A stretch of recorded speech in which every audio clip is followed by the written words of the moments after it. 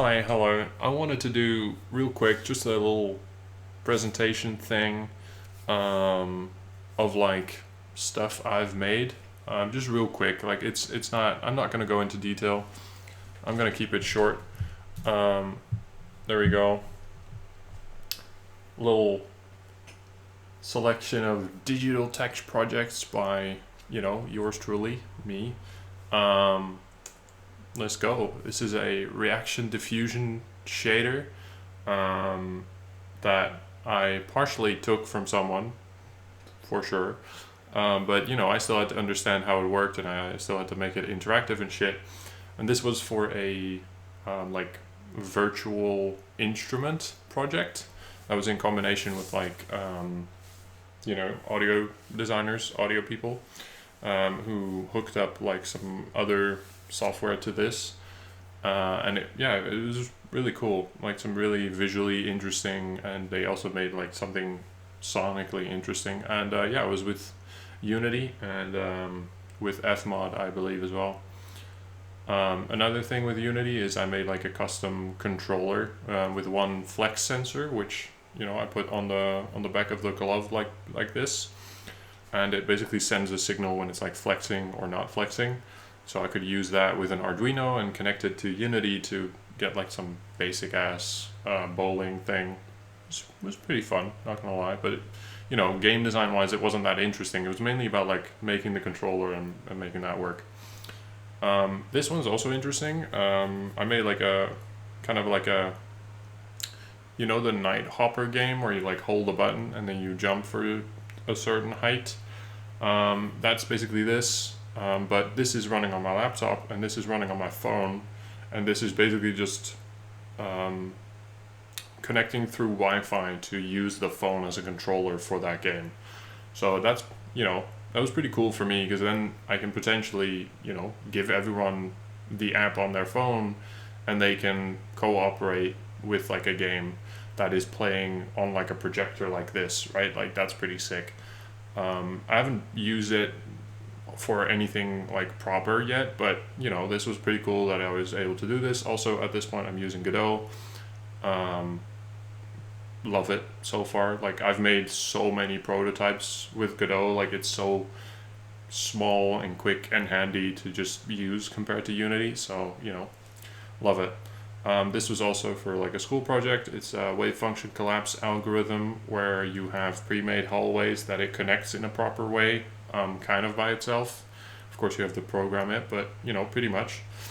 And I have a fog shader over top that, and then like a little shader where it has like a bunch of vectors with like directions and stuff. I was preparing to simulate the fog as well, but I didn't get to that part. I mean, I did get to it, but it wasn't worth it. It was useless. Anyway, it's just interesting. Also in Godot, by the way. And this also in Godot. This is further along that project where I'm, figuring out how someone draws, like what direction it goes. And then like when it sharply changes direction, I'm saving that as like a corner for a shape. And then here I further refine that so it like works a lot better to get actual like rectangles and like triangles. And then here I'm using it on a grid with actual assets taken from Skyrim to get like proper hallways filled in with like a wave function collapse basic ass algorithm. So yeah, pretty sick. This is in processing 3. Some programming art where you take like a mathematical shape and you manipulate it and throw some like gradient on it and just duplicate it a whole bunch. Looks pretty sick. This was a smoke simulation for a lyric music video that my little brother was making. There's just one word that was like haze, and I was like, hey, I can maybe make like a smoke simulation in Blender with that. Pretty cool. This was just, me expressing myself in Blender art-wise, just trying stuff out. This is done with like a bunch of procedural stuff on like a pretty basic mesh where you do a bunch of modifiers on top of each other to get like these edges and stuff like that. And then there's just an emissive shape underneath it. This is just emissive glass. Like this is like a glass thing, and then like an emissive shape within it. And then this is also just emissive shape, just mesh. I don't know. abstract. This was an environment that I made for school assignment in Blender, with like Substance Painter and stuff as well. Um, it was just first attempt at like an environment with some actual thought behind it, with like design and some stuff. It's not too detailed, but it has some interesting things. And then I experimented by throwing it in VR, so you know, turned into like a VR room. It was pretty cool because you like feel the space a lot better. This was just a fun like 2D or 2D like a 3D low poly is what I meant character, made in Blender, same as this with like a low poly pixel fence style. I was following along with a tutorial here, but you know I made it myself, but it was heavily inspired from a tutorial. But like this is a fun style to try and get. Um, this was a website like prototype example thing made in Blender. This is just you know, animated. This is not actually a website, but it looks pretty cool. We were at school. We were working on like a portfolio website prototype thing. So yeah, I made this as like ideation. And then here we have like a pixel art tree I made. This is actually a 3D model, where I was trying to basically emulate like a Ghibli tree, anime tree, with 3D by manipulating the normals and like manipulating the rendering and stuff. And then I put like a cool ring gradient around it. I quite like this one art wise. And then here we have just some procedural shader math stuff, where you just use Blender nodes to make something interesting. It was pretty cool. This was for my little brother again. He, you know, made a little movie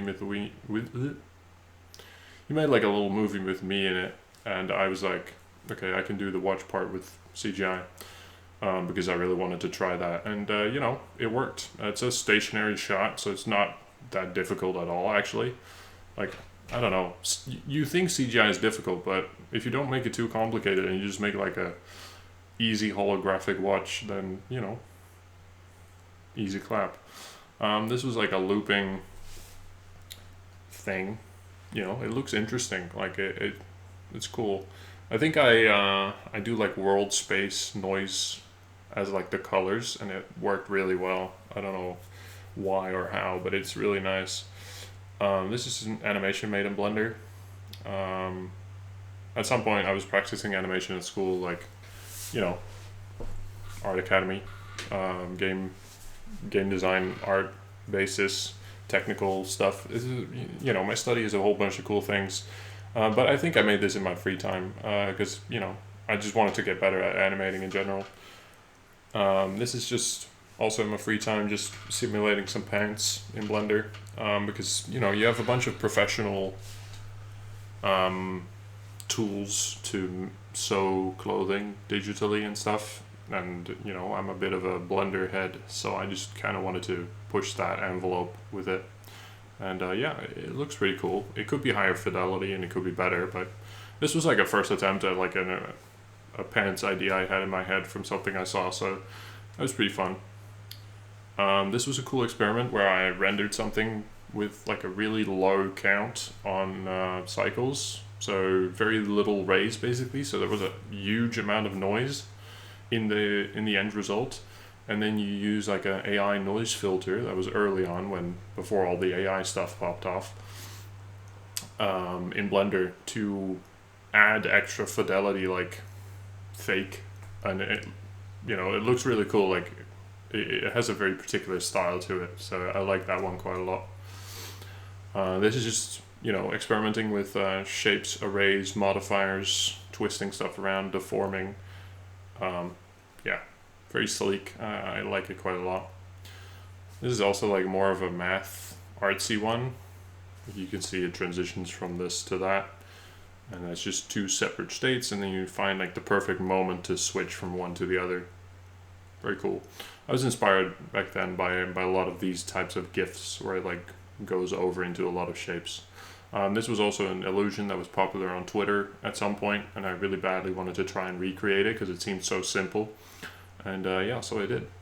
It wasn't simple enough to do all the variations of it, because you also have like one that contracts. You also have one that goes like left, right, directional. Very cool. And this is like the math shader thing, but then kind of animated differently, and also put onto like a mesh with chromatic aberration and stuff. Yeah, I was very excited about this. Here we just have a 3D model. I wanted to follow along with as many art courses as I could, and modeling like a prop was an art course, so I went along with it. This is done procedurally, the wood texture.